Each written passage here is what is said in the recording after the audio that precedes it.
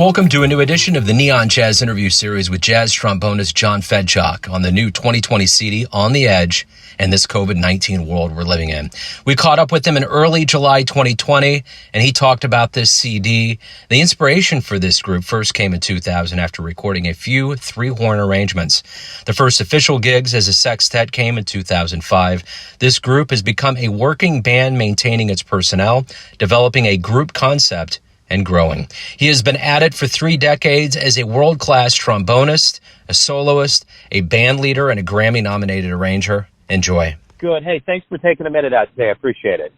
Sure thing. I love the new album. Great. And you got a lot of players around you. So talk to me a little bit about this release. I mean, it's unique. It's coming out during a pandemic. Kind of talk to me a little bit about your feelings on the timing and the kind of the general artistic aim of this project.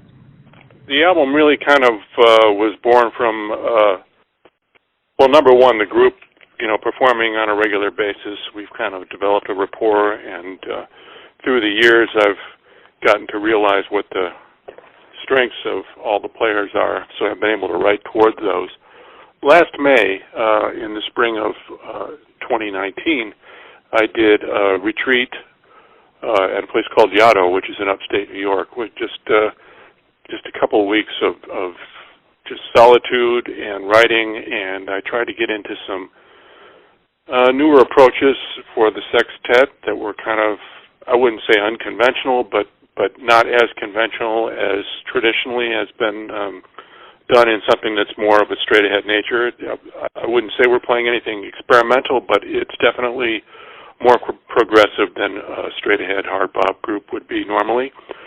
So I got a few things together there, and that kind of spurred on the thought of doing an album kind of based around that concept of kind of opening up the group. And as much as the recording is more of an open kind of a style, it's also, in a way, it's somewhat controlled in that it's not lengthy open improvisations. It's more compositional and dealing more with the rapport of the players.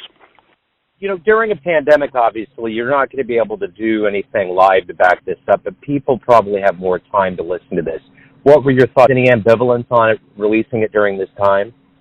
No, actually, because originally I was approached by the record label and some people like that to say, "What do you want us to hold off on releasing this?" And my first thought was, no, this is a time when people need music the most, when people need to know that there are people being creative and putting their efforts toward a professional product. As great as it is that many musicians are putting together kind of ad hoc remote recordings and placing them on the internet, unless it's by someone that's really got their stuff together, it's going to have an amateur kind of look and sound and total production of it. So I think it's really important that people realize that there are people out there that, including those that are doing the remote things, that are working really diligently on putting a professional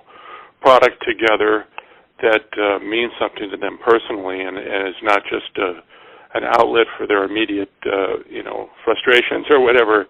So I thought it was really important to release it at this time because right now everyone's kind of inundated by these somewhat, thrown together musical events that you see on the internet, which are great, and everyone's playing really well. But I think the idea of a finished product with, a special care taken in all of its production values and everything is something that's really important for people to hear, to realize that even though this pandemic is going on and they may not be seeing these people in person, they're still working hard at their craft and creating music that means something special to them. I love that answer. This is quite a time for us, not only in America, but the world. And the beginnings of this in mid-March, early to mid-March, has been seismic in the world of jazz. So talk to me a little bit about how this began for you. How quick did the dominoes fall? How did you realize everything was coming into a kind of a a new world of no live jazz? Well, for me, I was traveling at the time. My last gigs were mid-March, but I had a very busy January traveling Europe.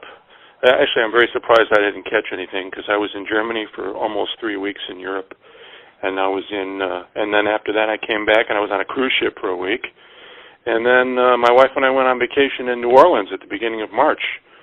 So really surprised I didn't catch anything, but I came back and did some gigs and then found out everything was done, and at that moment then basically everything I had on the books for late March and all of April and May just went away. So it was kind of a shocking thing. For me, being in quarantine, maybe a little bit different than like someone. For instance, my wife is a gigging musician here in New York, plays Broadway and things like that. So she's used to being out and about and on the run every day. So for her to be able to slow down was a challenge. But for me, normally late spring is my downtime, before the summer festivals or whatever. And that's usually the time I spend kind of being, having some solitude and spending some time working on new music and writing, and that really requires being at home and uninterrupted. So for me, it was kind of a seamless transition into this new life, although, part of what I normally do in the spring is plan for gigs in the summer and the fall, which obviously right now everything is kind of on hold. So it's been a challenge. It was a shock, and there's really no way to know when we'll be coming back, but I'm hopeful, trying to stay productive. I may have asked you this, and I know I've periodically asked musicians, throughout the years, how strong, how healthy is jazz? And I never have to ask that again. I have been astonished at just one musician at the amount of gigs that have been canceled. So I can tell you right now, jazz, as far as I'm concerned, is probably one of the healthiest organisms out there in the world of art. Yeah, I'd have to agree. Anybody that's been, pursuing a career in jazz or has had a career in jazz all these years, like myself, we're not going away. It's just my concern is for the young musicians that are considering a career in jazz right now and really unsure as to what to do, because those outlets for creativity and to make money have kind of fizzled away at the moment. So it'll be interesting to see the outcome. After everything settles down and the dust clears, how many of those newer voices decide whether to hold fast and continue on or to pursue some other line of endeavor. Well, jazz historically has been an art form that people get into not because of the money. And the one thing I was thinking about jazz is that it's the highest level of improv. It almost seems like this world that we're in right now is what you do on stage all the time. You take what's thrown at you and you make the best out of it. Exactly right. I think everybody has the same mindset that we're all trying to just, hang in there, and while we have this downtime, using it productively. I've been trying to do a lot of writing and arranging, and, it's been healthy in that respect. So the question would be especially for younger musicians in New York, it's not the cheapest city to live in. So whether they have created some type of, slush fund to fall back on during these rough times, or if they might have to cut bait and return at a later time. But I don't think anyone's creativity is going to be stopped. It's just a matter of being able to apply it, in a way where you can survive as a human being. Yeah.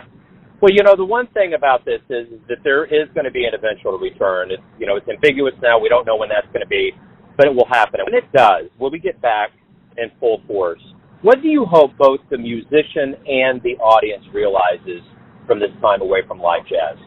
I think the musicians will realize what they're already realizing, is that we've always loved to play music and be creative, and we've always been very thankful that we've been able to do that for a living, or at least a great part of our life, to be able to enjoy those moments. Now I think we're going to appreciate them that much more. As far as the public goes, the only thing I would say is when the doors do open up, please, please, please support your favorite musicians. Buy their music. Do whatever you can to help them get a good foothold so they can continue on, because as mentioned before, people are getting a lot of free entertainment on the internet from musicians who are just dying to be creative, so they're putting it out there, and I don't want the general public to get used to that idea that everything in music is free, and these people that are creative souls don't require anything to be creative. I think just be able to support these musicians and allow them the opportunity to sustain their creative life is really, really important. I think the one thing that's very key about this time, too, is that, Mother Earth has had a moment to exhale. Everybody's been able to slow down. But what I've realized is artists are almost like frontline workers. If we didn't have music, Netflix, visual arts, and all of these things, it would be quite dark down here for a lot of people.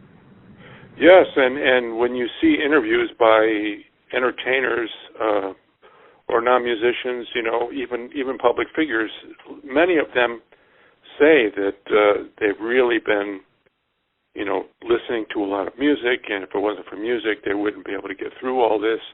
So I just hope that they kind of do the math and realize that this music that's helping sustain their sanity in this very dark time is being provided by those who really need their support. John, hey, thank you for taking a minute out. Thank you for putting music out there. It's been great to catch up with you again. I appreciate it.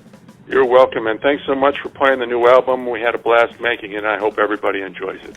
Thanks for listening and tuning in to another Neon Jazz interview, where we give you a bit of insight into the finest players in New York City, Kansas City, and spots all over the world, giving fans all that jazz. Thanks to John for his continued support of jazz, the music, and his time. If you want to hear more interviews, go to Famous Interviews with Joe Domino in the iTunes Store. Visit neonjazz at youtube.com, and for everything Neon Jazz all the time, go to the neonjazz.blogspot.com. Until next time, enjoy the jazz, my friends.